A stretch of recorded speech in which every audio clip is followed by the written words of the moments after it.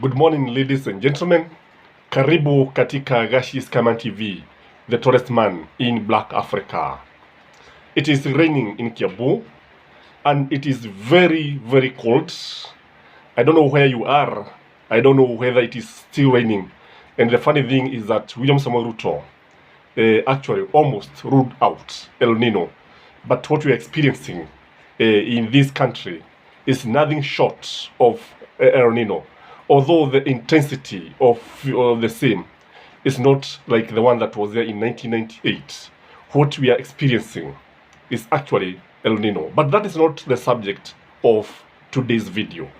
Ladies and gentlemen, Kalonzo Musyoka, the leader of Wiper, is giving William Samoei Ruto a nightmare. Kalonzo Musyoka went through a complete metamorphosis. Kalonzo Musyoka is now a Kalonzo who is hardliner. Not the soft Kalonzo that you used to see. Not the watermelon that you used to see. Kalonzo Musyoka a very firm stand. And for those of you who have been following Azimio politics, you realize one thing, that Azimio has settled on Kalonzo Musyoka as its presidential candidate.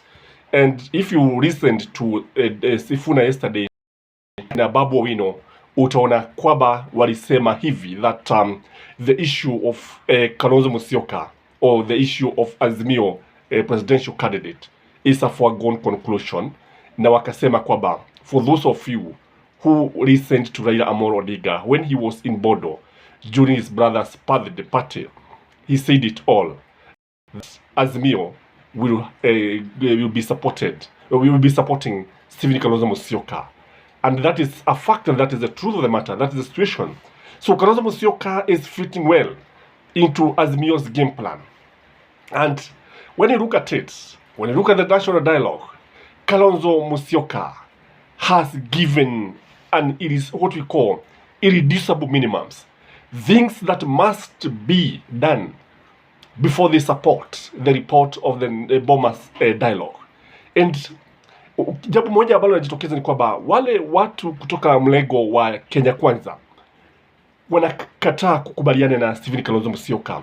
But Kalonzo Musyoka said that Azimio team is not going to support any report that does not fulfill the following. So what are these irreducible minimums according to Azimio part, according to Kalonzo Musyoka? Because he has stood his ground. And it is something that is likely to derail the national dialogue, because he has said it doesn't matter. As long as the four things are not fulfilled, they are not going to support the national dialogue. That would be the eight. It would be wasted time, wasted energy, and wasted money. So what are these? Ladies and gentlemen, if you are joining this channel for the first time and you have not subscribed to our channel, you can take a second and hit that subscribe button. If you want to get notification anytime we upload a video, hit the bell. For our viewers, kindly like this video at this juncture, and I also expect your comment about Stephen Kalonzo Musyoka.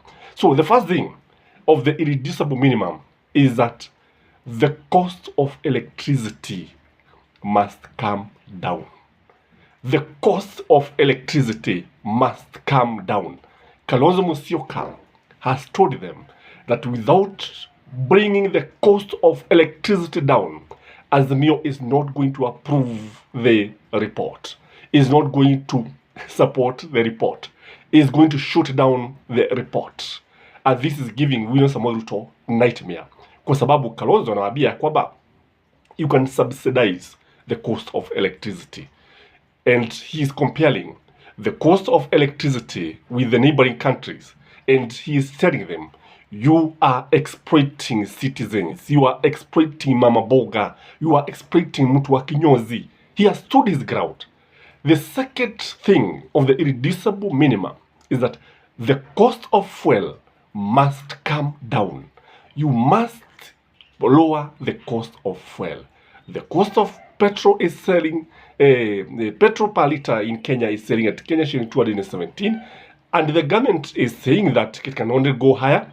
But the truth of the matter, Kalonzo has told them that the government-to-government deal so that the Kenya government is implementing or is using has it that we are paying 14 shilling more.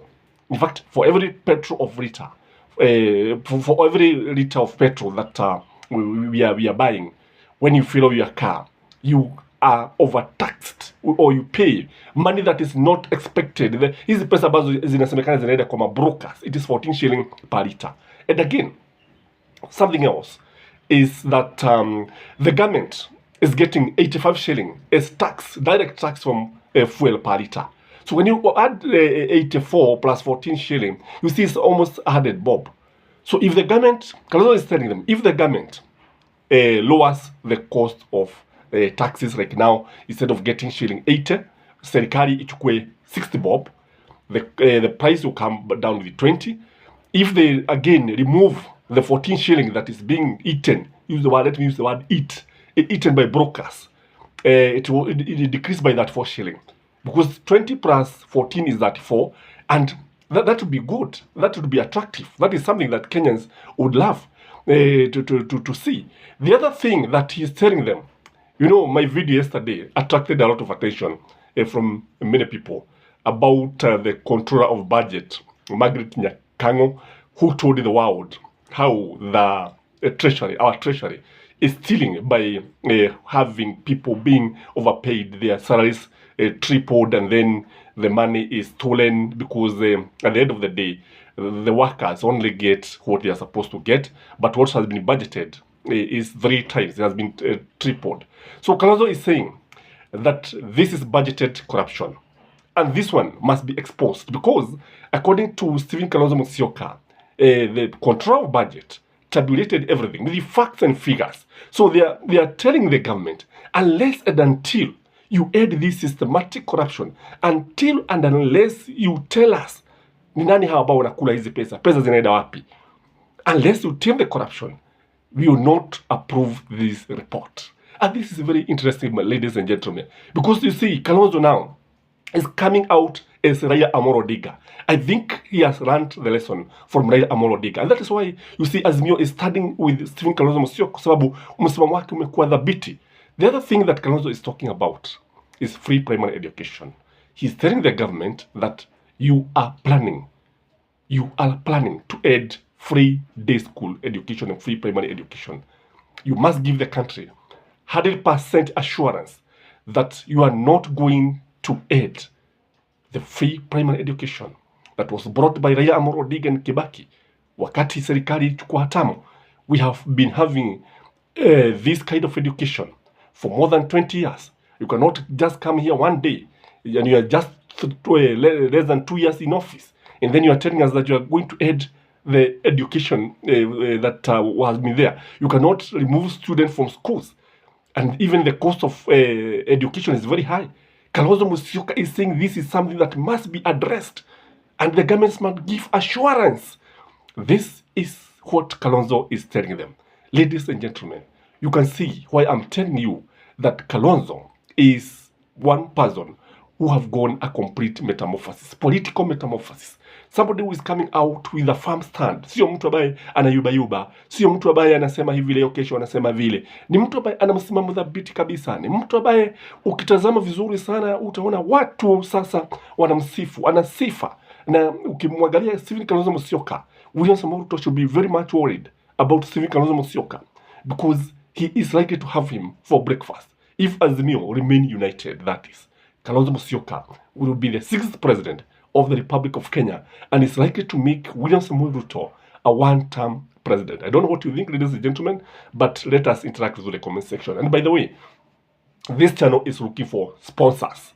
If you think you can sponsor some videos, by the way, it is costly to upload videos, to get information. It's also costly. You have to move from one place to the other. Sometimes watu wanakuita usikize, sometimes kuna hovering, because most of the time I hover between Nairobi and Mount Kenya. It is not easy, by the way. Sometimes mvua, nini, njaa, but we are equal to the task. So if you can get us some sponsors, we would be very, very grateful, whether in Kenya or outside Kenya. That is my take, ladies and gentlemen. As usual, let us interact through the comment section. Bye-bye.